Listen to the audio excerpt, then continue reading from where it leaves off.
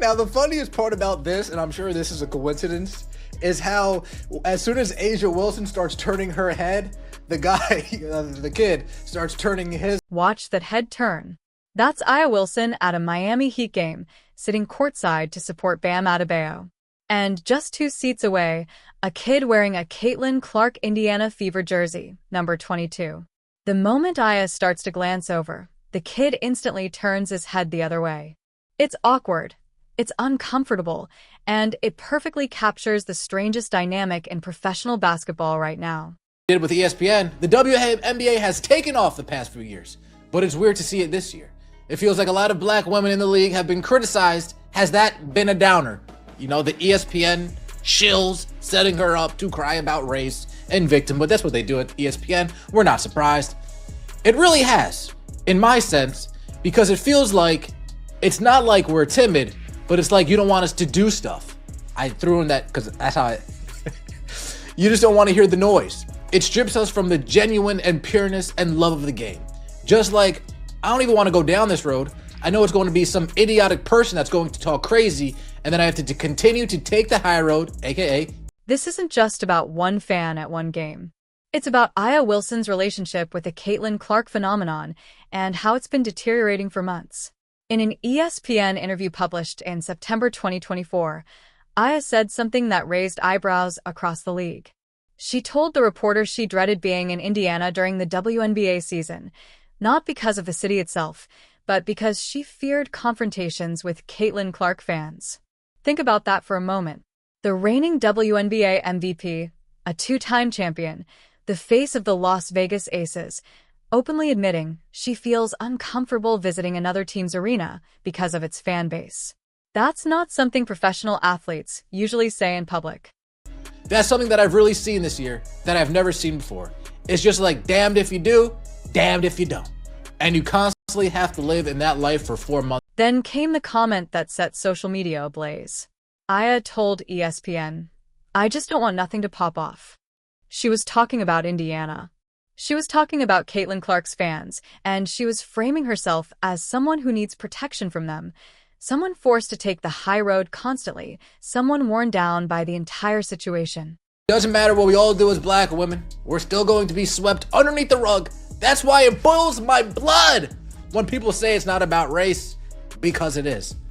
But here's what makes this complicated.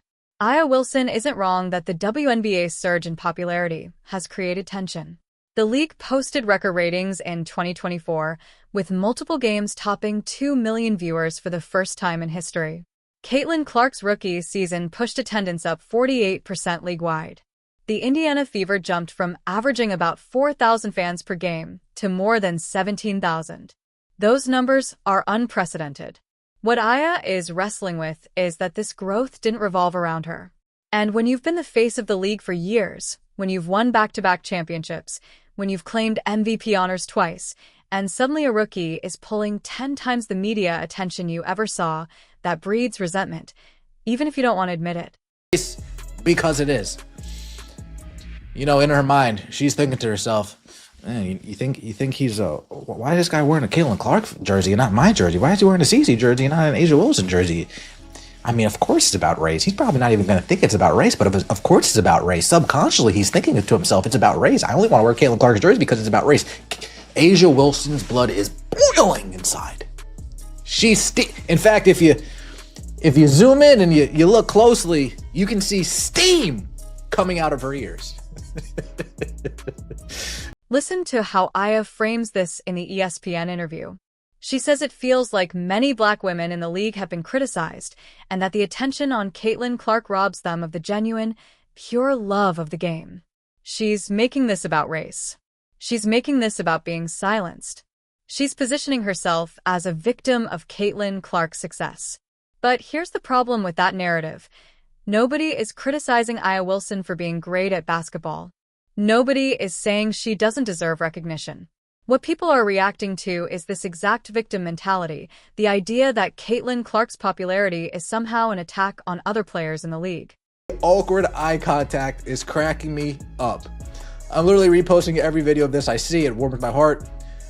Notice she sets something down next to her. I mean, she couldn't possibly sit next to someone wearing number 22. To that gentleman, hats off to you. Yes, A'ja Wilson at the Heat game supporting Bam Adebayo. Aya says in the interview, it's damned if you do, damned if you don't. And that you have to live like that for 4 months. 4 months, that's the WNBA season. She's saying that the entire season, she felt like she was walking on eggshells, unable to be herself, forced to be mature, forced to take the high road, because otherwise some clueless person would criticize her online. This is a professional athlete making over $200,000 from her WNBA salary alone, plus millions more in endorsements, complaining about dealing with social media criticism. Welcome to professional sports in 2024. That's the deal.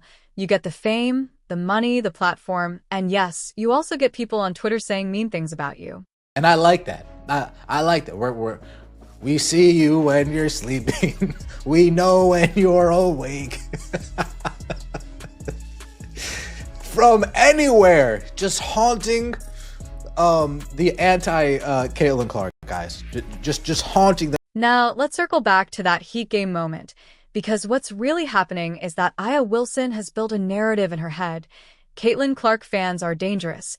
Indiana is hostile territory, and she has to stay on guard constantly. Then she sits at a basketball game, spots a kid wearing a Caitlin Clark jersey, and you can see the tension in her body language. The kid isn't doing anything. He isn't saying anything to her. He isn't even looking at her. He's just a young fan at a basketball game, wearing his favorite player's jersey. But in Aya's mind, this turns into a confrontation. This becomes evidence of the persecution she's been talking about. Bam doesn't teach A'ja tricks. A'ja teaches Bam trick. Bam, you gotta hit the jab step like this. Bam, you gotta hit the step back like that. Hey, Bam, when you hook in the post, you gotta reach and hook in the post. And social media had a field day with it. The original post of Aya at the Heat game racked up hundreds of thousands of views, and nearly every comment was about the Caitlin Clark jersey. Can't escape CC22 anywhere. Even where you don't want it to, we show up. The Caitlin Clark jersey spotted from everywhere. Caitlin Clark fans were having fun with it, treating it like a game, like they'd photobombed Aya's night out. But here's the deeper issue. Aya Wilson is supposed to be the face of the WNBA. She's supposed to be the established star, the champion, the player everyone looks up to. And yet, when she walks into an NBA arena, the jersey that stands out isn't hers. It's Caitlin Clark's at a Miami Heat game in Florida, nowhere near Indiana. That's a good point. It's a good point. Imagine being the face of the WNBA. You walk into an arena. You're the face of the league. Whether it's an NBA game or a WNBA game, it's basketball. Your jersey. One comment on the post really summed it up. Imagine being the face of the WNBA. You walk into an arena. You're the face of the league. Whether it's an NBA game or a WNBA game, it's basketball. Your jersey should be in the crowd. Your jersey should be somewhere in the arena. And the first jersey she notices, not just notices but sitting right next to her, is a CC22 jersey. That's the reality Aya is facing. She's won more than Caitlin Clark. She's accomplished more than Caitlin Clark. She's been in the league longer than Caitlin Clark. But Caitlin Clark is more popular, significantly more popular. And no amount of ESPN interviews about feeling persecuted is going to change that. I'm going to need everybody to bow our heads, close our eyes, and say a prayer for one A'ja Wilson. She just survived an encounter, a scary encounter, a deadly encounter with a Caitlin Clark fan. I'm not sure how she escaped unscathed. I'm not sure how she managed to keep it all together, but A'ja Wilson is a survivor, folks. That's right. This weekend, she came face to face with a Caitlin Clark fan, and she got out of there on. The satirical framing of this whole situation has been brutal. I'm going to need everyone to bow our heads, close our eyes, and say a prayer for Aya Wilson. She just survived an encounter, a scary encounter, a deadly encounter, with a Caitlin Clark fan. That's how people are reacting. They're mocking the idea that Aya needs protection from fans. They're mocking the victim narrative, and it's not just random social media users. There's a growing sentiment among basketball fans that Aya Wilson, along with several other WNBA players, has mishandled the Caitlin Clark era. Instead of embracing the attention, the ratings, the sold-out arenas, they've complained. They've made it about race. They've acted as if Caitlin Clark's success somehow takes something away from them. Here's what makes this so frustrating. The WNBA has been begging for mainstream attention for decades. Players have demanded higher salaries, better travel conditions, more media coverage, more respect. Then Caitlin Clark shows up and delivers all of that. She brings 3 million viewers to games. She sells out arenas in cities that barely paid attention to the WNBA before. She gets ESPN to dedicate entire segments to women's basketball, and instead of riding that wave, instead of capitalizing on the moment, players like Aya Wilson complain that it's not fair, that the attention should be spread differently, that Caitlin Clark's fans are somehow problematic. It's self-sabotage on a massive scale. Aya had the chance to be gracious. She could have said, "Look, Caitlin Clark is incredible for our league. The rising tide lifts all boats. I'm excited about where women's basketball is headed." Instead, she gave an interview saying she dreads visiting Indiana and worries about confrontations with fans. She positioned herself as a victim of the league's growth. And that Heat game moment? That's the physical manifestation of the narrative she's created. She sees a Caitlin Clark jersey, and it bothers her. Not because the fan did anything wrong, not because anyone said anything, but because that jersey represents everything she's been complaining about. It represents the fact that Caitlin Clark is more popular than her, even though Aya has more accomplishments. Think about the psychology here. Aya Wilson is sitting courtside at an NBA game, there to support Bam Adebayo, who she trains with in the offseason. She's in a good mood, enjoying the game. Then she spots that number 22 jersey, and you can see her demeanor change. That's not a healthy relationship with the sport. That's not a healthy relationship with your own league. The comment about her blood boiling in the ESPN interview is particularly revealing. Aya said, "It doesn't matter what we do as Black women. We're still going to be swept under the rug. That's why it boils my blood when people say it's not about race, because it is." She sees a kid wearing a Caitlin Clark jersey and thinks, asterisk, this is about race. He's wearing her jersey instead of mine because of race. Asterisk, but that's not why fans gravitate toward Caitlin Clark. They gravitate toward her because she's exciting to watch, because she shoots from 30 feet, because she had one of the greatest college basketball careers in history, because she plays with a chip on her shoulder, because she led Iowa to back-to-back national championship games. Race isn't the reason people buy her jersey. Performance and entertainment value are the reasons. Aya Wilson averaged 27 points per game in the 2024 season. She won her second consecutive MVP award. She led the Aces to the playoffs. She's one of the most dominant players in WNBA history, and yet, she's sitting at a basketball game feeling insecure because a fan is wearing someone else's jersey. That's not about race. That's about ego. The dreading Indiana comment is particularly damaging because it reinforces negative stereotypes about WNBA players. It makes them look petty. It makes them look ungrateful. It makes them look like they can't handle the pressure that comes with mainstream attention. And it gives ammunition to people who already don't take women's basketball seriously. When LeBron James was the most popular player in the NBA, did Kevin Durant give interviews about dreading Cleveland because of LeBron's fans? When Tom Brady was the biggest star in the NFL, did Aaron Rodgers complain about feeling unsafe in New England? No. Professional athletes understand that popularity isn't distributed evenly, and complaining about it makes you look weak. The social media reaction to the Heat game video tells you everything you need to know about how this is playing publicly. Caitlin Clark fans aren't intimidated by Aya's victim narrative. They're amused by it. They're turning it into a joke. Asterisk, we see you when you're sleeping. We know when you're awake. Asterisk, just haunting the anti-Caitlin Clark eyes. They're treating this like a game, and Aya is losing. What's particularly unfortunate is that this didn't have to be adversarial. Aya Wilson and Caitlin Clark could have had a mutually beneficial relationship. Aya could have positioned herself as the established veteran, welcoming the exciting rookie. She could have done joint interviews, appearances, endorsements. Instead, she gave quotes about dreading Indiana and worrying about fans, and now every interaction between them is going to be analyzed through that lens. The Bam Adebayo connection makes this even more interesting. Aya trains with Bam in the offseason. She's publicly said she teaches him post moves and helps with footwork. There's mutual respect there. Bam is one of the most popular NBA players, beloved by Heat fans, respected across the league. He doesn't complain about other players being more popular. He doesn't give interviews about feeling persecuted.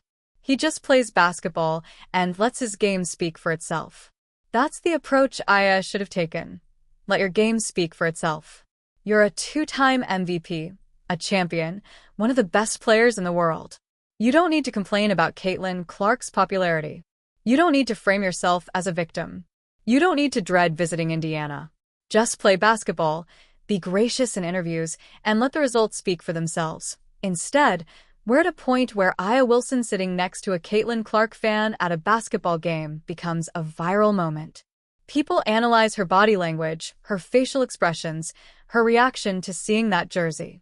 The narrative around her has shifted from dominant MVP to a player who can't handle Caitlin Clark's popularity. That's a massive self-inflicted blow, SO. Where does this go from here?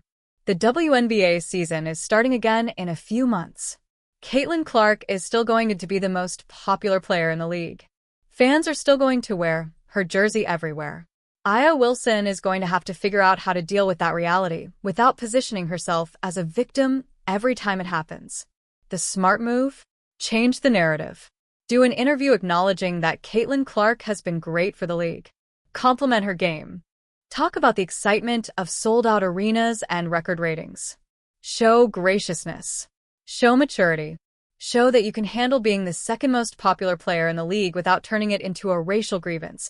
But based on that ESPN interview, that Heat game body language, and everything we've seen from Aya Wilson over the past year, that's probably not going to happen. She's dug into the victim narrative. She's committed to the idea that Caitlin Clark's success is unfair to her. And as long as she maintains that position, moments like the Heat game will keep happening. She'll keep seeing Caitlin Clark jerseys everywhere, and it will keep bothering her. Here's the reality. Caitlin Clark isn't going anywhere. Her fans aren't going anywhere. The attention isn't going to shift back to Aya Wilson just because she complains in ESPN interviews. The only thing that will change is perception, and right now that perception is shifting from dominant champion to a player who can't handle someone else being more popular. That Heat game moment will follow her.